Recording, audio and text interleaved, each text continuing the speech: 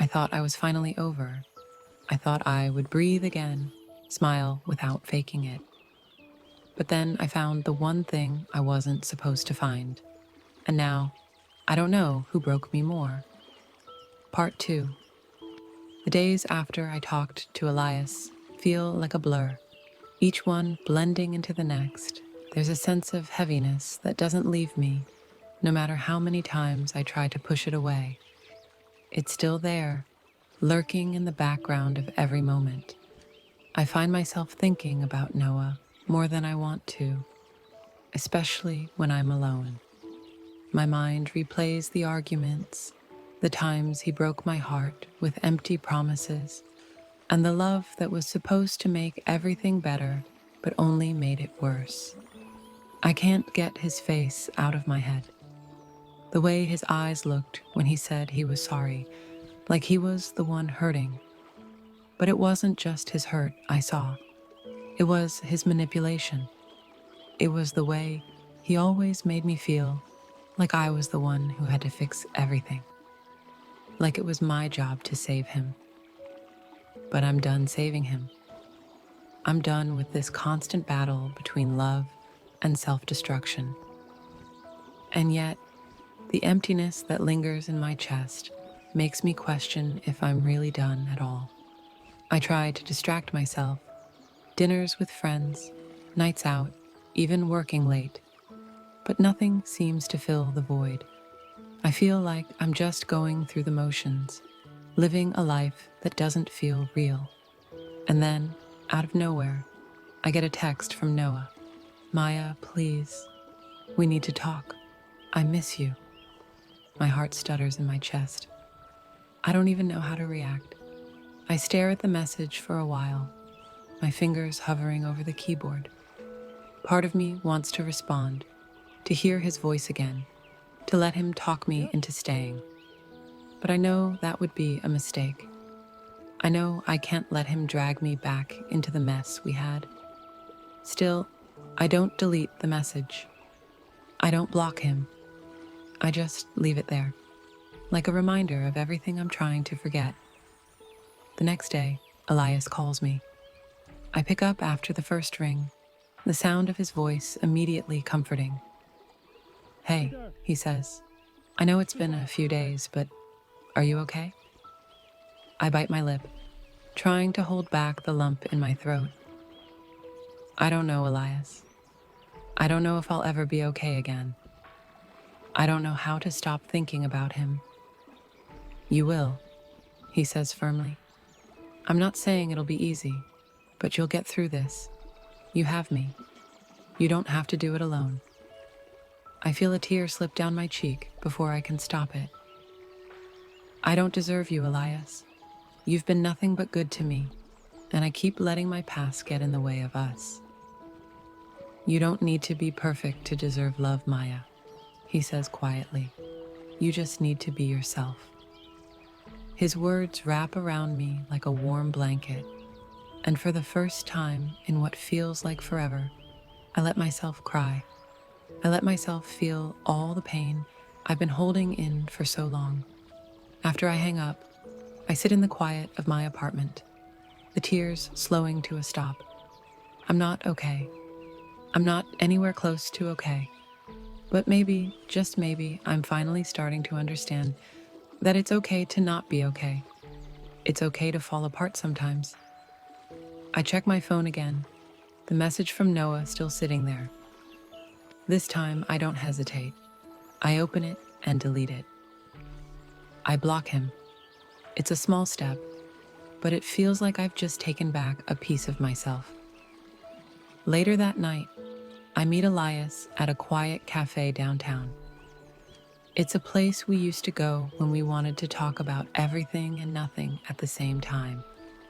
He's already there when I arrive, sitting at a corner table, a cup of coffee in front of him. When he sees me, he stands up, giving me a warm smile. He doesn't ask if I'm okay. He doesn't push. He just looks at me with that same steady calm that always makes me feel safe. I sit down across from him, taking a deep breath. I blocked him. I say quietly, like it's a confession. Elias's eyes light up with something that looks almost like pride. That's progress. It doesn't feel like progress, I admit. It just feels like I cut off something that was still a part of me. I don't know if I'm ready to let him go completely. You don't have to be ready, Elias says softly. But you did it, and that's all that matters. We sit in silence for a moment, and I realize that he's right. I don't have to be ready, but I'm trying. I'm trying, and that counts for something. Thank you, I say, my voice barely a whisper. Thank you for sticking around. I don't deserve this kind of care. You deserve more than that, Elias replies, reaching across the table to gently squeeze my hand. You deserve someone who loves you the way you deserve to be loved. I meet his gaze, feeling something stir in my chest, something new and fragile. It's a spark of hope, a flicker of something that I don't quite understand, but it's there. And for the first time in a long time, I wonder if maybe there's something more for me after Noah. Maybe, just maybe, Elias is the one who's been here all along, waiting for me to see him for what he really is. I'm not sure what's next for me, but I know this. I'm not walking this path alone anymore. Time passes slowly, but the weight in my chest has lightened just enough to notice. Every day, I feel a little more like myself, but I'm also realizing that the road to healing is anything but linear. Some days are better than others, and the hardest part is knowing how to deal with all the emotions that still catch me off guard. It's been a week since I blocked Noah, a week of peace that feels fragile, like it could shatter with the next text, the next call. And then it happens. My phone buzzes late one night. I glance at it, and my heart skips a beat. It's a message from an unknown number. I don't even need to check to know who it is. Maya, it's Noah. I know you're angry, but I need to talk to you. Please. My breath catches in my throat. For a split second, I'm paralyzed. Every part of me wants to pick up the phone and hear his voice again. To hear him beg me to come back. Tell me it was all a mistake. That he can change. But I don't. I don't reach for the phone. I don't respond. I put it down on the table and stare at it, my mind spinning. For a moment, it feels like I'm back in that place, back in the mess of everything I've been trying to leave behind. But I'm not there anymore. I don't need to go back. The next morning, I meet Elias for breakfast at the same cafe we've been going to since everything fell apart. He's already sitting there when I arrive, a steaming cup of coffee in front of him. He looks up and smiles, and for a moment, everything feels okay. Safe. Hey, he says, his voice light, trying to keep the mood easy. But I can tell something's on his mind. I got a message from him last night, I say, sliding into the seat across from him. Noah, he wants to talk. Elias's smile falters just a bit, but he quickly regains his composure. What did you say? Nothing, I reply. I didn't even open it. Elias nods, his eyes steady, as if he's waiting for me to say more. But I'm not sure what I'm feeling, so I don't speak. I just stare at my coffee, swirling it around, trying to figure out what I'm supposed to do next. You don't owe him anything, Maya, Elias says, breaking the silence. His voice is low, but firm. You've done the hard part. You're finally letting go.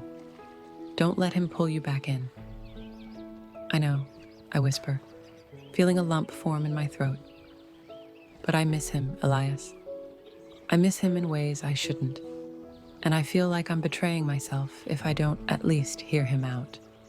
Elias's hand reaches across the table, resting gently on mine. His touch is comforting, solid, and it makes the ache in my chest feel just a little more manageable. "I get it," he says, his voice soft. "But you've been through so much already. You deserve better than to be dragged through the same cycle again. You deserve peace. You deserve someone who sees you for who you are, who supports you without making you question your worth." I nod, a few tears slipping down my cheek before I can stop them. "I want to move forward, Elias. I do. But it's hard to know if I'm doing it for the right reasons or if I'm just afraid of being alone." "You're not alone," Elias says, his thumb gently brushing against my hand. "You have me, and you don't have to decide everything right now. Just take it one step at a time." His words settle in me like a weight, both heavy and comforting. I don't have to figure everything out today. I don't have to make a decision about Noah, about us, or about what my future looks like just yet. I take a deep breath, finally looking up at Elias. His steady gaze makes me feel like I'm not as lost as I thought I was. "Thank you," I whisper, the words feeling small but meaningful. "Thank you for being here. I don't know what I'd do without you." Elias smiles, his eyes filled with understanding. "You'll never have to find out."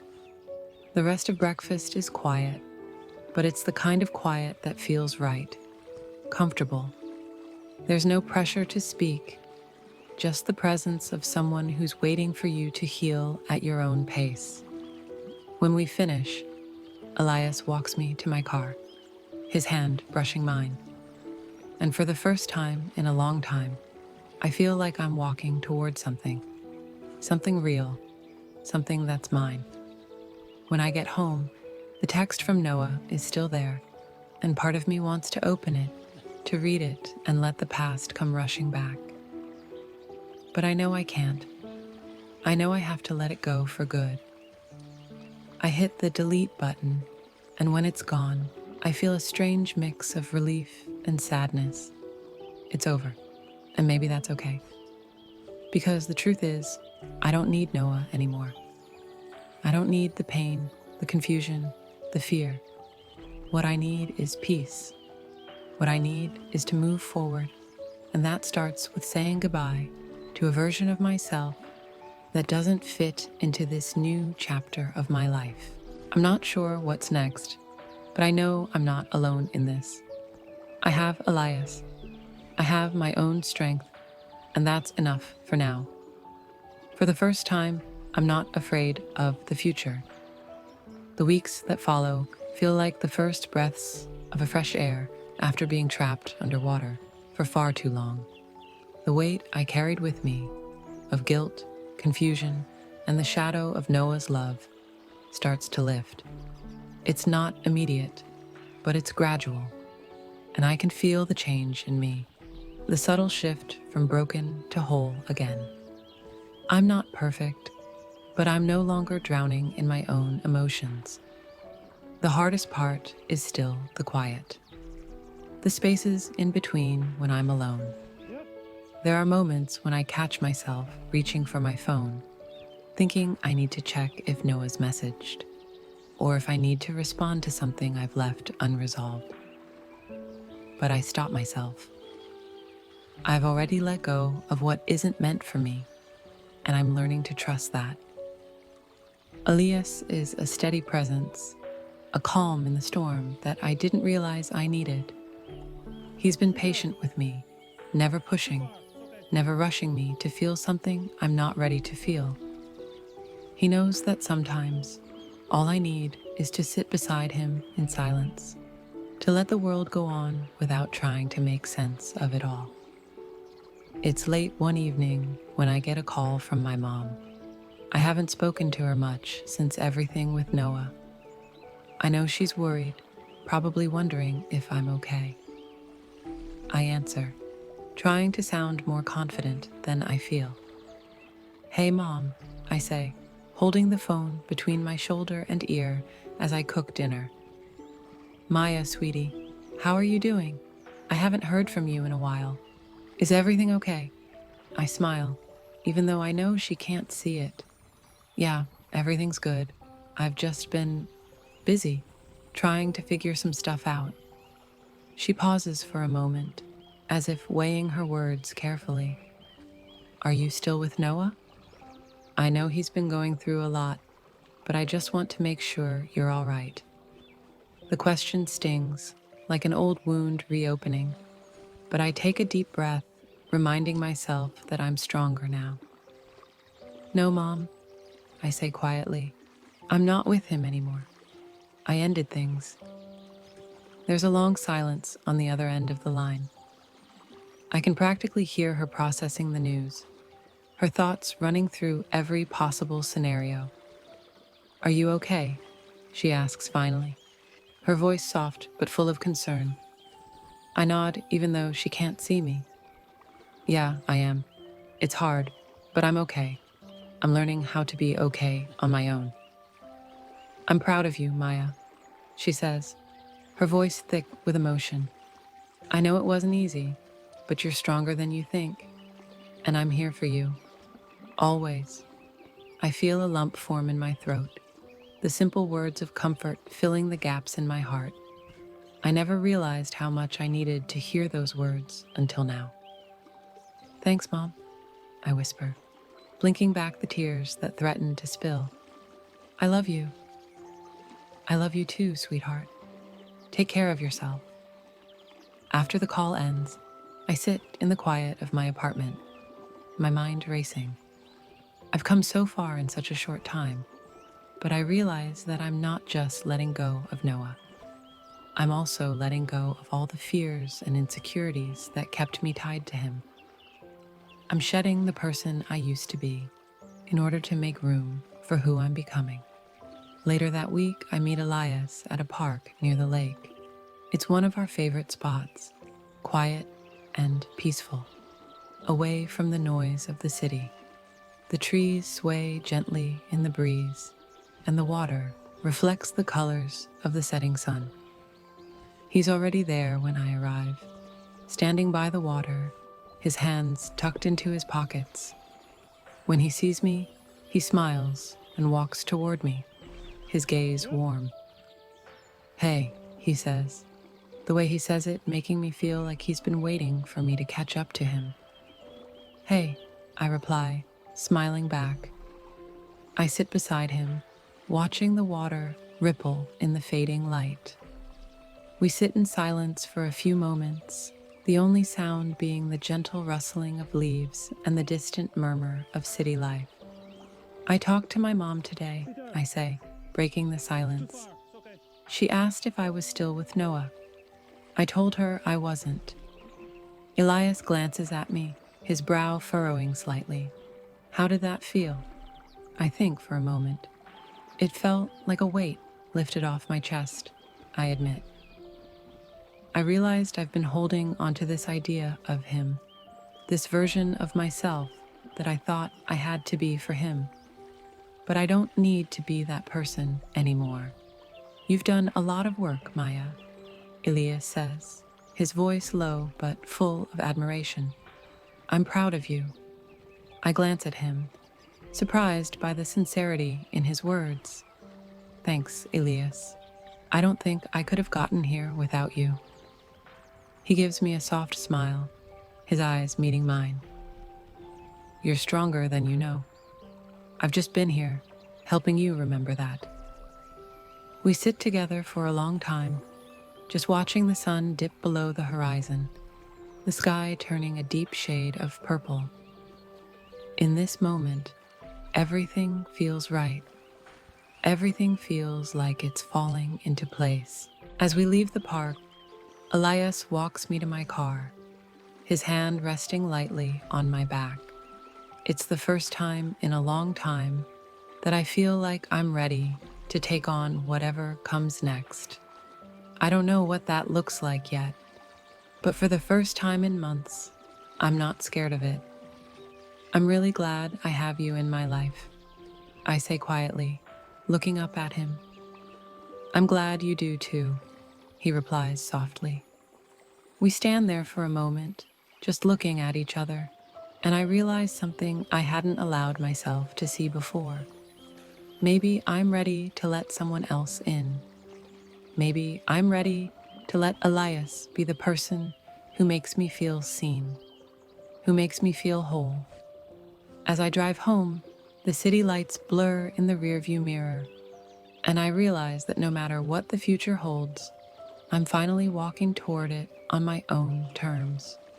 And that feels like freedom. The days blur into each other, each one a little brighter than the last.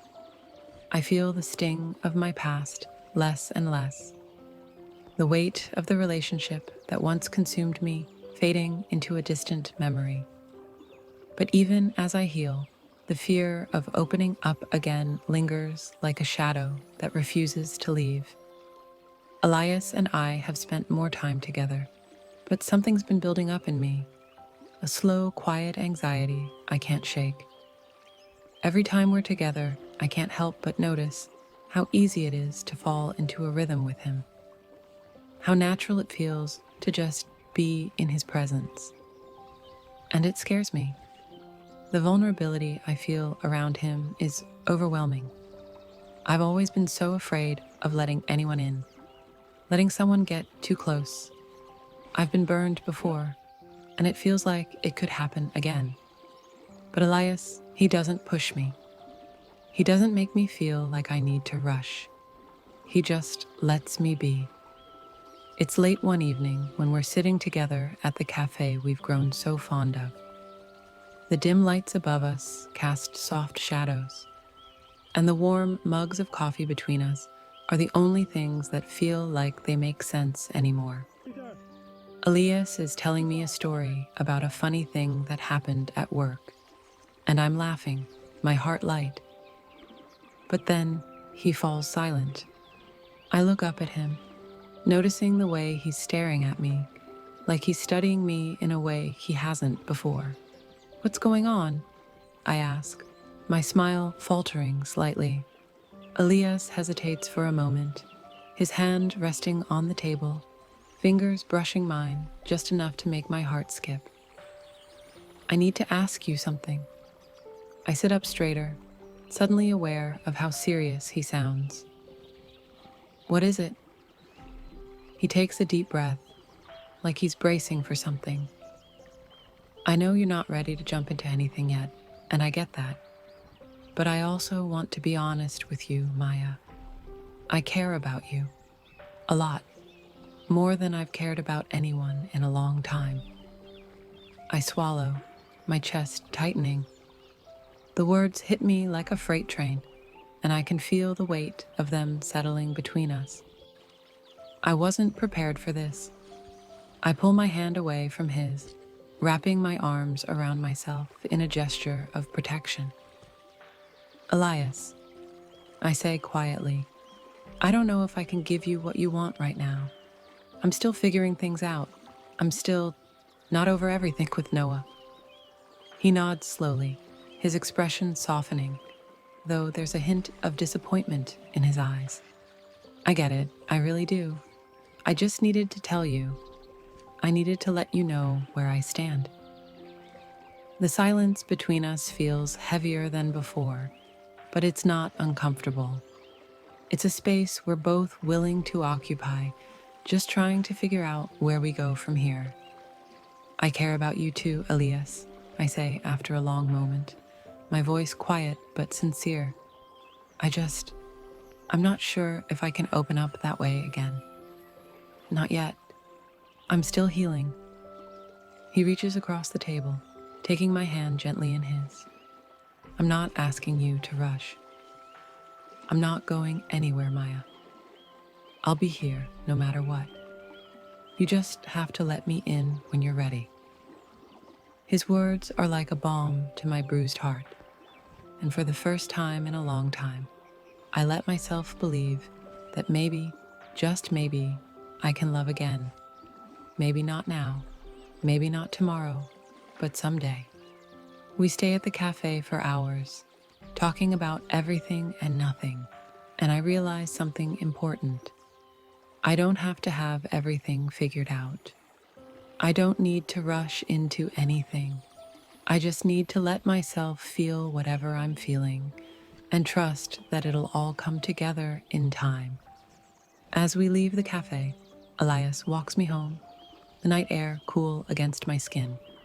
I'm not sure what the future holds, but I'm starting to see that it's okay to let go of the past, to let go of Noah, and to let Elias in at my own pace.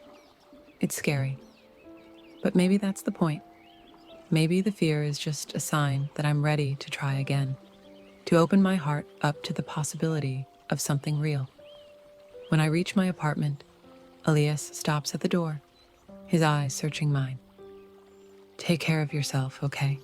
he says softly. "I will," I reply, smiling, feeling the warmth of his gaze wrap around me. "And thank you for everything."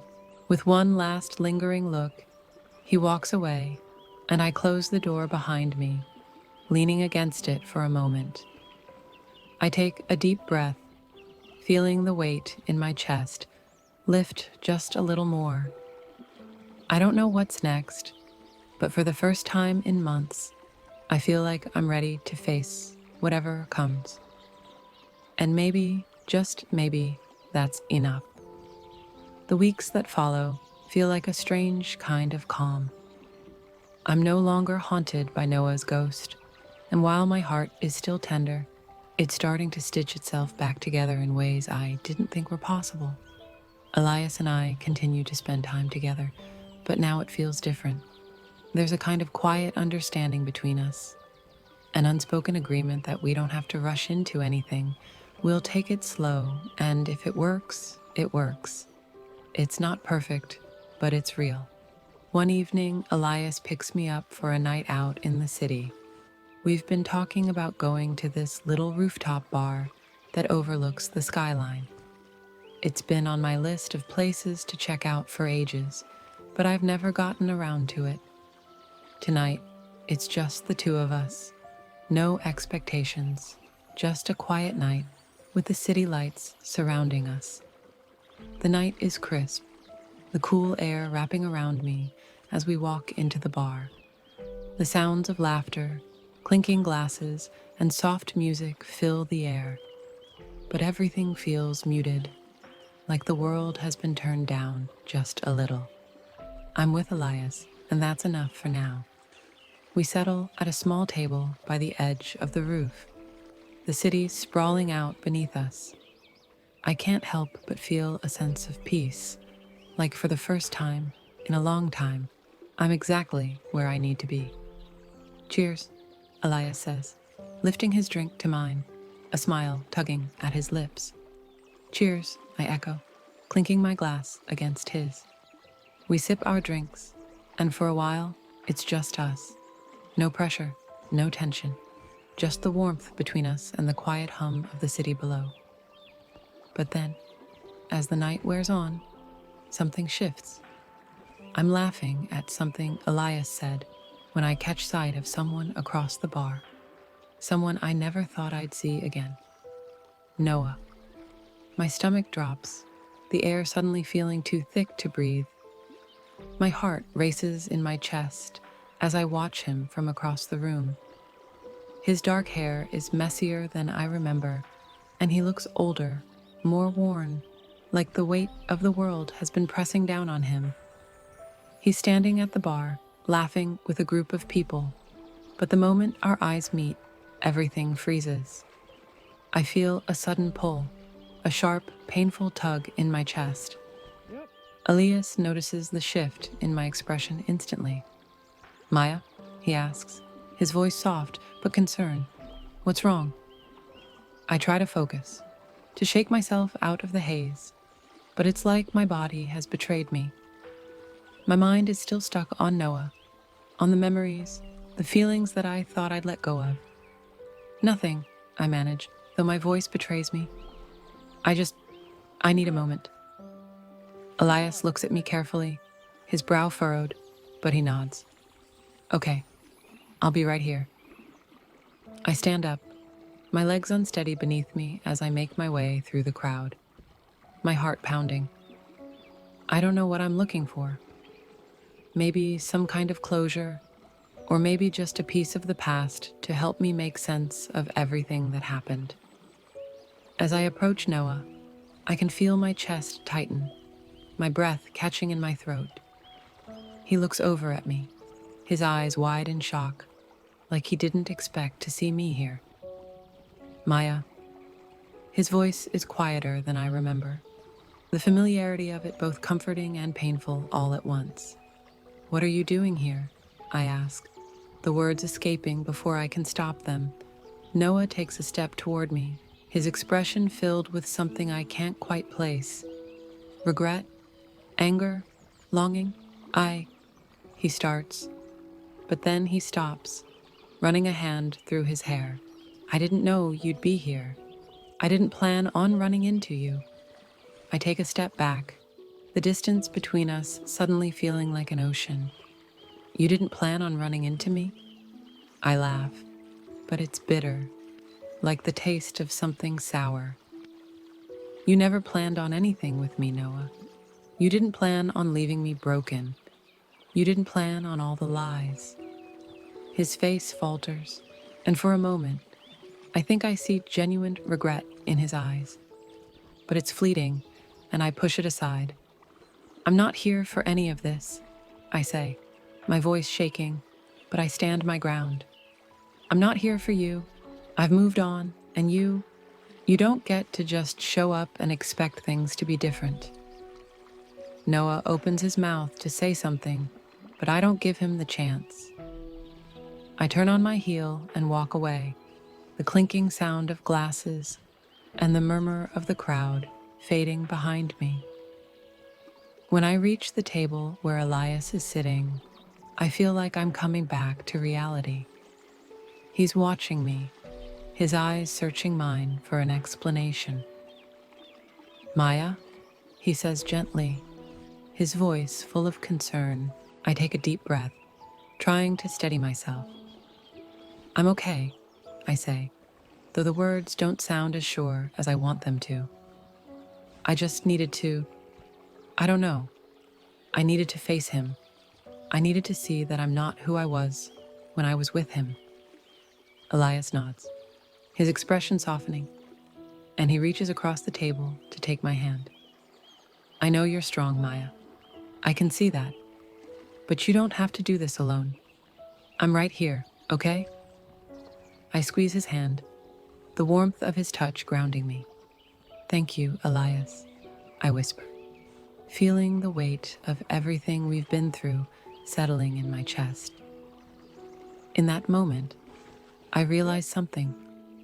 Maybe it's not about having everything figured out. Maybe it's about trusting that, even when the past comes crashing back in, I don't have to carry it alone. Maybe the future is something I can build with Elias and with myself. And for the first time in a long time, I think I might be ready to try. The weirdest part about running into your past is how quiet everything feels afterward. The next morning, the city feels slower, like even Toronto is catching its breath with me. I wake up in Elias's apartment, not because we did anything, but because I didn't want to be alone. He offered me the couch, made me tea, and just stayed near. No pressure, no expectations, just soft presence. And it meant more than I could say. I roll over, and there's a note on the coffee table. Went to grab breakfast. Be back soon, Elias. His handwriting is messy, kind of charming. It makes me smile. A little. But then my phone buzzes. I almost don't check it. I already know who it is. Noah, can we talk? Please, just 5 minutes.